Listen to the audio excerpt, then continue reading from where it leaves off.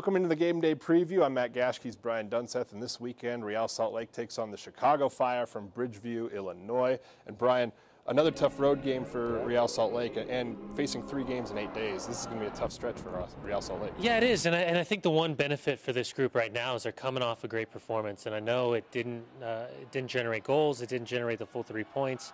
A lot of that credit has to go to Jaime Pinedo for standing on his head once again. Goalkeeper's performance between he and Nick Romando. But ultimately, I think this team is starting to figure things out. Some great chances played. We saw a tweak in the formation. We're not married to a 4-3-3. We're not talking about a diamond formation. We're talking about maximizing the potential of the players available to Jeff Cassar. And I was really excited by what I saw the other night, by that performance from Real Salt Lake at home. From the other team's perspective, when you look at this team playing so many different formations, that makes them harder to prepare for, doesn't it? Absolutely. I think for Frankie Yallop, it's a team that's won 3 games. They've lost 4. They're still trying to get their best players on the field, try to get them healthy. No David Akam because of his red card at Sporting Kansas City. So there'll be some adjustments, but I think this is a team that, listen, when you look at Chicago Fire, you think about Harry Shipp, you think about Sean Maloney, but the question marks are around the other players. Who else can step up in big game situations? They've struggled against the Western Conference. Is the Western Conference really just that much stronger than the East at this point? Chicago's sitting in 5th place right now? Simple answer, yes. Yes, it is murderer's row in the Western Conference right now. For the Eastern Conference, it's about outside, I think, of New England and the Columbus Crew.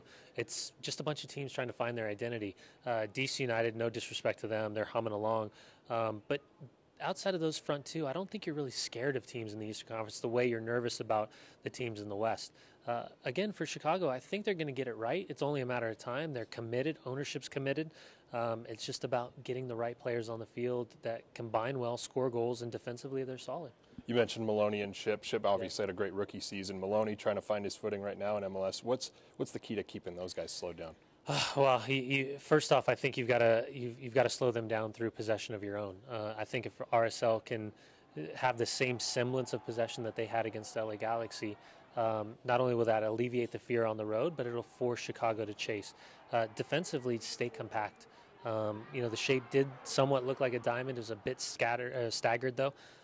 If they can kind of limit the simple entry balls to the feet of Gili up top, to the feet of Maloney and Harry Shipp, and deal with those second runs out of midfield, I think they'll put themselves in a good opportunity to walk away with 3 points.